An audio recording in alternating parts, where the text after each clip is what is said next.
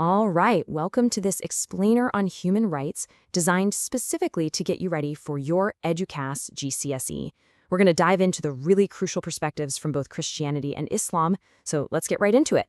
So let's kick things off with a pretty huge question. Are some people's rights really more important than others?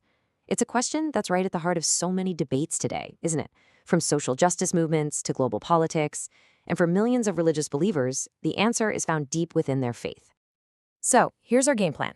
We'll start with why human rights are such a big deal from a religious point of view.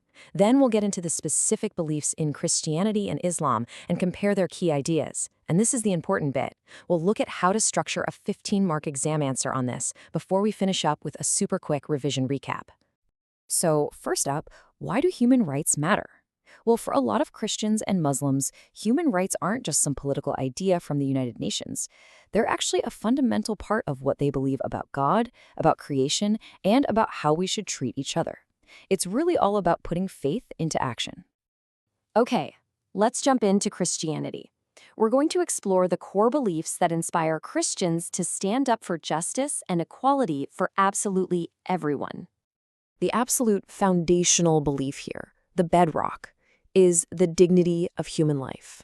The Christian view is that every single person has this inherent built-in value that you can't earn and nobody can take away. But where does an idea like that come from? Well, it comes from this key concept, imago Dei. It's a Latin phrase and it means image of God. The best way to think about it is like a universal made by God stamp that's on every single human being. And because everyone has this stamp, everyone has equal value and dignity. It's a single idea that has literally shaped history.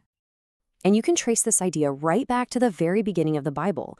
The book of Genesis says that God created humanity, both male and female, in his own image. Now, this isn't just nice poetry. For Christians, it's the solid foundation for all their teachings on equality. And here is that belief in explosive action. Martin Luther King Jr., who was a Baptist minister, built his entire campaign for civil rights on this one idea. He argued that racial segregation wasn't just unfair, it was a sin, because it treated people of color as if they weren't made in the image of God. What a powerful link between belief and action. Now, this same principle, this same idea, extends to another massive human rights issue, poverty. Christian teaching is really clear that having wealth brings with it a huge responsibility to use it ethically and to care for the poor and vulnerable. Jesus told this incredibly powerful story, the parable of the rich man and Lazarus. In it, you've got this rich man who just completely ignores a poor beggar at his gate day after day. After they both die, their fates are totally reversed.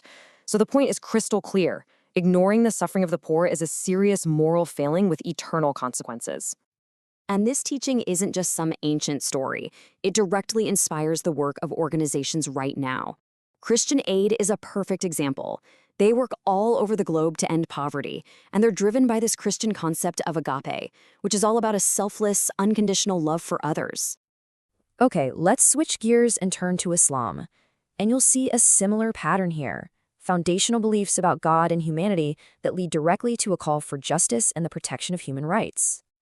The core principle in Islam is the sanctity of life. What this means is that all life is seen as a sacred, precious gift from Allah. And because it's a gift from the Creator, it is not ours to take away. It has to be protected and respected.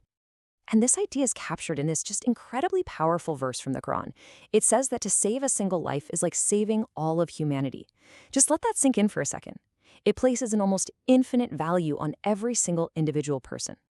So from that idea of value, let's look at the issue of prejudice. Islam is super clear that in the eyes of Allah, all people are equal.